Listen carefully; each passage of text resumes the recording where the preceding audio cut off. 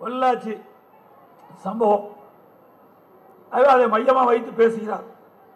அதற்கு முதல் அந்த புகாரை கொடுக்க சொன்னதே எங்களுடைய சட்டப்பேரவை துணைத் தலைவர் அண்ணன் மரியாதைக்குரிய பொள்ளாச்சி ஜெயராமன் தான். தைரியமாக போய் நீங்கள் புகார் கொடுங்கள், உங்களுக்கு சட்டப்பூர்வமான நடவடிக்கை எடுக்கும். இது அம்மாவுடைய அரசு, இது மக்களுடைய அரசு, சட்டப்படி நடவடிக்கை எடுக்கக்கூடிய அரசு, நீதியை நிச்சயம் நிலைநாட்டக்கூடிய அரசு என்று சொல்லி அவர் அனுப்பி வைத்து அதன் அடிப்படையிலே புகார் கொடுத்து வழக்கு பதிவு செய்து அது விசாரணைக்கு உட்படுத்தப்பட்டது. அந்த சம்பந்தப்பட்டவரை ஆடியோ மூலமாக பேட்டியும் கொடுத்தார். அதே போல அந்த பெண்ணினுடைய மரியாதைக்குரிய அண்ணன் தொலைக்காட்சிக்கும் பேட்டி கொடுத்தார். இதை தயவு செய்து அரசியலாக்க வேண்டாம், இது சில இசைமையில் செய்த தவறு, சட்ட ரீதியாக நாங்கள் சந்திக்கிறோம், காவல்துறையிலே புகார் கொடுத்திருக்கின்றோம், புகாரின் அடிப்படையிலே அரசு உரிய நடவடிக்கை எடுக்கப்பட்டு வருகிறது, இதில் அரசியல் சாயம் பூச வேண்டாம் என்று பணிவன்போடு தொலைக்காட்சி வாயிலாக பத்திரிகை வாயிலாக கேட்டுக்கொண்டதற்கு பிறகும் இந்த தேர்தலை மையமாக வைத்துக் கொண்டு இதிலே அரசியல் ஆதாயம் தேடுவதற்கு சிற ஈன பிறவிகள், மனித பிறவிகளா அரக்க குணம் குடித்த சில பிறவிகள் இதை வைத்து அரசியல் செய்து கொண்டிருக்கிறார்கள். அவர் பேசுகின்றார், எனக்கும் மகள் இருக்கின்றது என்று சொல்லுகிறார், எனக்கும் குடும்பம் இருக்கின்றது சொல்லுகின்றார். அவரை பற்றி நிறையாக எனக்கு தெரியும். ஆக அடக்கி பேச வேண்டும், ஒரு அளவோடு பேச வேண்டும். ஆகவே சட்டம் தன் கடமையை செய்து கொண்டிருக்கின்றது. நான் அது பின்னாலே சொல்கின்றேன். என்னென்ன நடந்த என்ற விவரத்தை எல்லாம் மக்கள் புரிந்து கொள்ள வேண்டும். இந்த பொள்ளாச்சியில் நடைபெற்ற சம்பவத்தை பொறுத்த வரைக்கும் அனைவருமே ஒரு மனவேதனையோடு இருக்கின்ற சம்பவத்தை கடுமையாக அனைத்து இந்திய அண்ணா திராவிட முன்னேற்ற கழக கட்சியும் சரி அரசும் சரி நடவடிக்கை எடுத்துக்கொண்டிருக்கின்ற செய்தி இந்த நேரத்தில் தெரிவித்து உடனடியாக சிபிசிஐடிக்கு உத்தரவு போட்டப்பட்டு அது சிபிசிஐடி மூலமாக விசாரணை மேற்கொள்ளப்பட்டு இன்றைக்கு சிபிஐ விசாரணைக்கு உட்படுத்தப்பட்டிருக்கிறது என்பதை இந்த நேரத்தில் தெரிவிக்க விரும்புகின்றேன். அரசை பொறுத்த வரைக்கும் காவல்துறை பொறுத்த வரைக்கும் சரியான முறையிலே புகாரின் அடிப்படையிலே இன்றைக்கு விசாரணை மேற்கொள்ளப்பட்டு விசாரணை நடைபெற்றுக் கொண்டிருக்கிறது.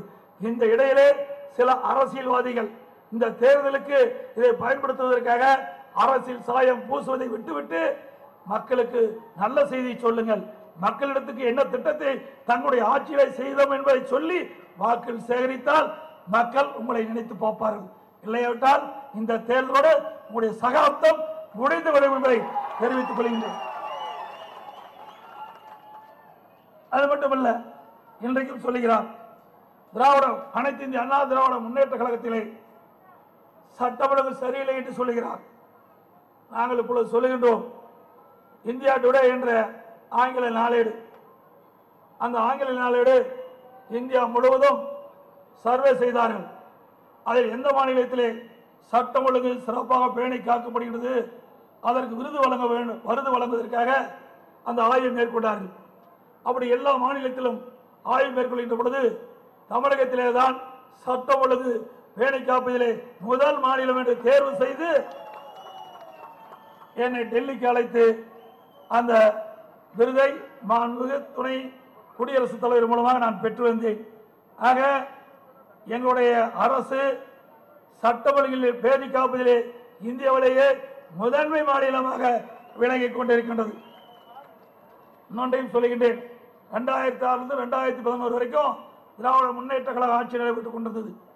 அந்த காலகட்டத்திலே அப்பொழுது ஸ்டாலின் அமைச்சராக இருந்தால், பிறகு துணை முதலமைச்சரானார். அந்த காலகட்டத்திலே மதுரைக்கு ஒரு முறை கூட செல்லவில்லை. 5 ஆண்டு காலம் 2006 2011 வரைக்கும் திராவிட முன்னேற்ற கழக ஆட்சி, கருணாநிதி முதலமைச்சர், ஸ்டாலின் துணை முதலமைச்சர். ஆனால் மதுரை செல்லவில்லை.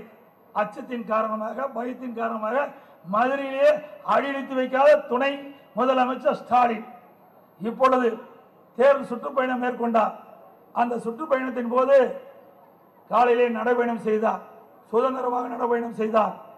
அதிலிருந்து பார்த்துக் கொள்ளுங்கள், அனைத்து இந்திய அண்ணா திராவிட முன்னேற்ற கழக ஆட்சியிலே சட்டம் ஒழுங்கு எப்படி பேணி காக்கப்பட்டது என்பதை எண்ணி பார்க்க வேண்டும். எதிர்க்கட்சி தலைவர் ஸ்டாலின் அவர்களே, உங்களுடைய ஆட்சியிலே நீங்கள் துணை முதலமைச்சராக இருந்த காலத்திலே கூட மதுரை வீதியிலே நீங்கள் உலா வர முடியவில்லை. இன்றைய தினம் சுதந்திரமாக நடைபயணம் மேற்கொள்ளும் என்று சொன்னால் அனைத்து இந்திய அண்ணா திராவிட முன்னேற்ற கழகத்துடைய சட்ட ஒழுங்கு எந்த அளவுக்கு பேணி காக்கப்பட்டது என்பதை நினைவு கூற கடமைப்பட்டுகின்றேன். ஆகவே இதுவே சான்று. பேச நாளைக்கு 5 வருஷம் போனையா இல்லையா நாளைக்கு பேசணும் கூட்டத்தில். அவருடைய ஆட்சி இருந்தே மதுரைக்கு போக முடியாத ஆளு இன்னைக்கு சட்ட ஒழுங்கை பத்தி பேசுறாங்க. அண்ணா திமுக ஆட்சியில சட்ட ஒழுங்கு சீர்குலைந்து போச்சுன்னு எங்க பார்த்தாலும் பேசிட்டு இருக்காரு. ஆக அனைத்து இந்திய அண்ணா திராவிட முன்னேற்ற கழக அரசை பொறுத்த வரைக்கும் மக்களை பாதுகாக்கக்கூடிய அரசு, சிறுபான்மை மக்களை அரண் போல் பாதுகாக்கின்ற அரசு தமிழ்நாடு அரசு. இந்தியாவிலேயே அமைதி பூங்காவை விளங்கின்ற மாநிலம் தமிழ்நாடு. அது மட்டுமல்ல, இந்தியா முழுவதும் எந்த மாநிலத்திலே காவல் நிலையம் சிறந்த காவல் நிலையம் என்று ஆய்வு செய்கின்ற பொழுது இந்தியாவில் 15,000க்கும் மேற்பட்ட காவல் நிலையம் இருக்கின்றது.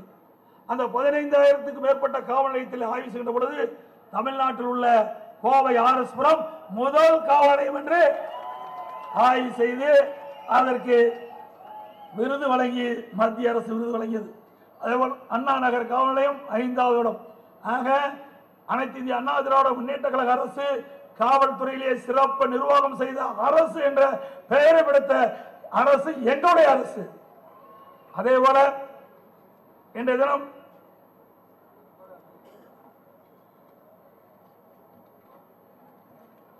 இன்றைக்கு ஸ்டாலின் சொல்லுகிறார், பெண்களுக்கு என்று தனி சட்டம் கொடுவதாக சொல்லுகிறார்.